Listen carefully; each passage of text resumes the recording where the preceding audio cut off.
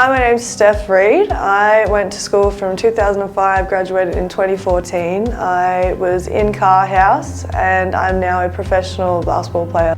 I went to Peninsula from grades 5 through year 12. I was a sports nerd, so I always have been really involved with sport.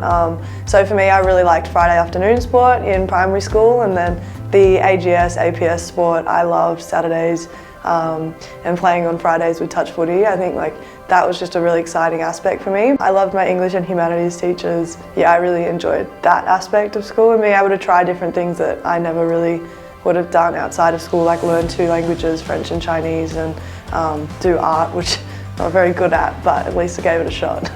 I really liked all the house sport and being able to compete against people in that. We did house basketball, we did teachers versus students basketball in year 12. That was funny, being able to cross up your teachers and have some fun with that. So, just being able to get around it at lunchtime and stuff, that was really fun. I've been obsessed with basketball since I was 5 years old. I used to watch the NBA and the WNBL, and just that obsession kind of became a thing really early, and then once I started playing, it was a competitive thing for me. I just had a lot of drive to get better at it and to beat everybody. So yeah, it was just a fun thing for me to be able to compete in and keep trying to improve over time. I had a few really influential female role models while I was at Peninsula School. My head of years, I had Mrs. Backer, Mrs. Barlow, Mrs. Curtis, and they all just really understood the way that I was wired in terms of my basketball was going to take up a lot of my life, and they really allowed the flexibility when I had tournaments or when I had to go away, or even in year 12 I got my college call during first period when they offered me to go play over in Buffalo, and I told my year 12 coordinator and she allowed me to take that call. And I think it was just having female role models that really took the time to understand me and to know that something was so important to me that they would let me prioritise that while I was in school, and they really set me up for my future in that sense. So yeah, I was really fortunate. I had a few really influential female role models through my time here. I've been really fortunate over the years to stay connected with the people that I went to high school with through Facebook. Obviously I left school after I graduated. I left and went to college in America. So I was away for 3.5 years, and I was really fortunate that Facebook allowed me to still follow on and see what other people were doing.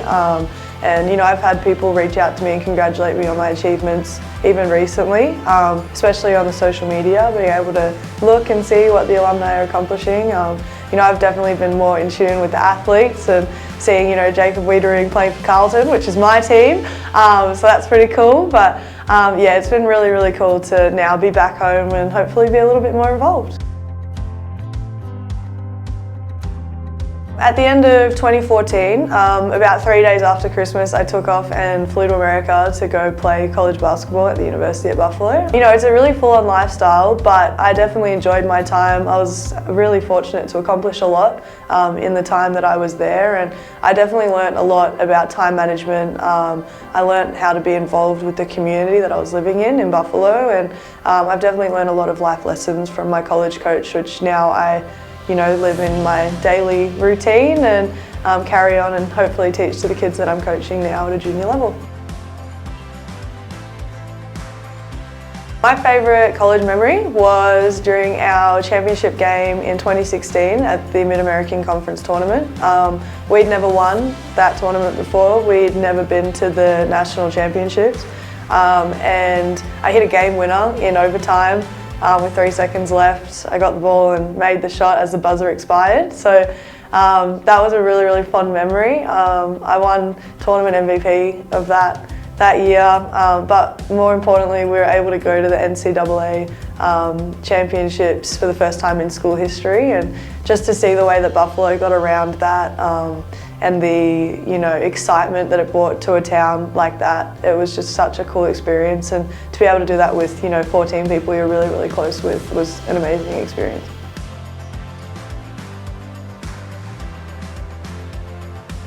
Yeah, so growing up, obviously not being selected for Victorian state teams, junior national teams, I wasn't going to the AIS anytime soon. So being able to, accomplish, well, nothing really at that point, and go to college, come back and have a clean slate, and now say that I've played for Australia and am part of the Opals program. Yeah, I'm pretty proud of that. It's been a long journey. There's been a lot of mental setbacks for sure, but I think it's really just, it's always put an edge and a chip on my shoulder that I think has really made me successful. It's been what has inspired my work ethic to be the way that it is, and it's also really inspiring for me to be able to empower young players that don't make teams or aren't having success at a young age, to allow them to know that there is a longer route that you can take and you can still get there. So I feel pretty privileged to be one of very few people that have ever represented the Opals and not, completed any part of that pathway. And I think it's a really unique thing that I'm able to share with young athletes, and I'm really grateful to do that. Michelle Timms was a role model for me for quite a young age. I was really fortunate to meet her as a young basketball player at one of her Michelle Timms camps at MSAC. I have a signed photo from her with a bunch of stickers on it, which I guess growing up I thought that was really cool. So that's still in my room now.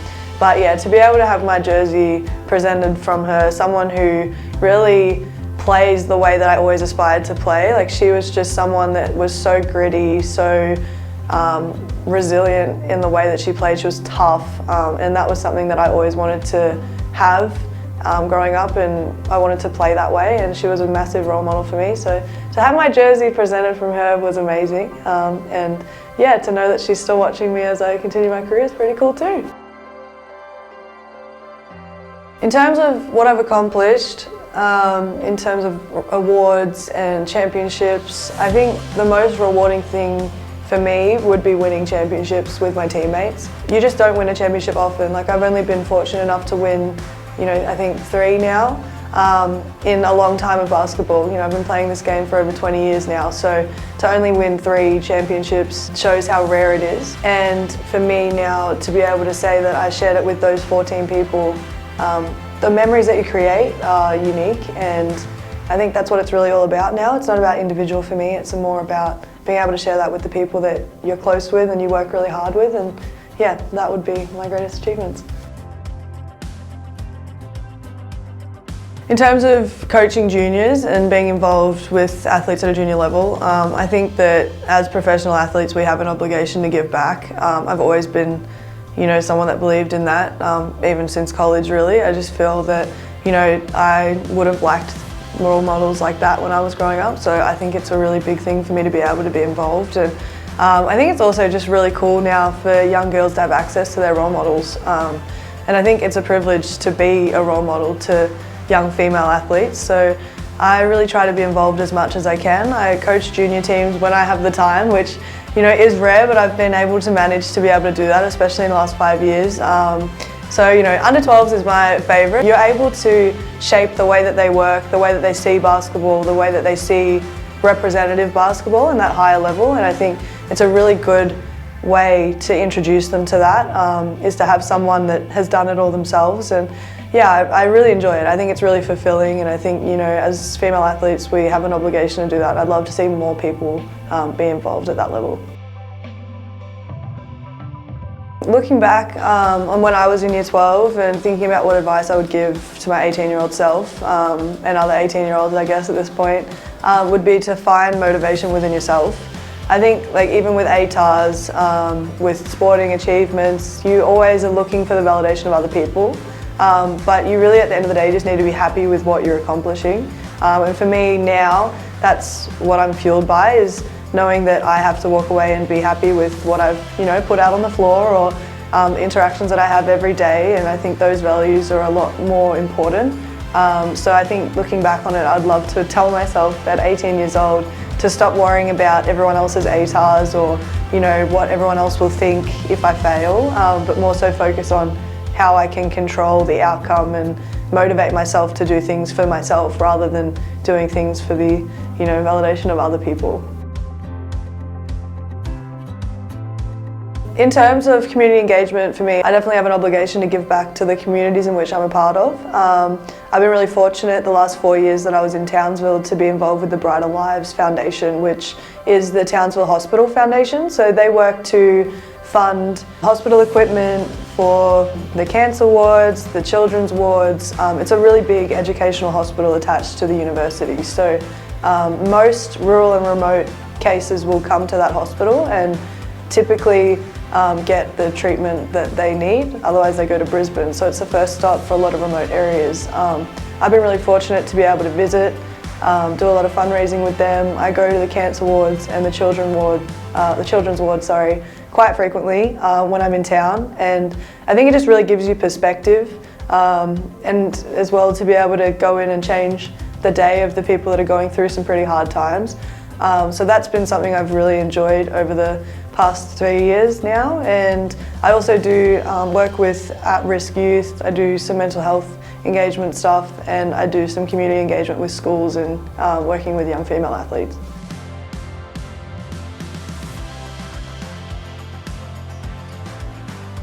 The She Hoops program, the Young Mentoring program, is targeting girls aged 15 to 18 in Australia. They all had to apply and have been selected to be a part of it.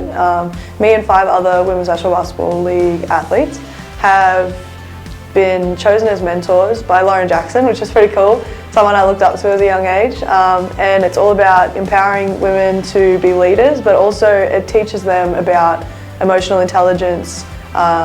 They learn 5 classes where they have to learn about resilience and mental health training, and they become refs or coaches. So it's not just about the game of basketball as a player, but just being involved.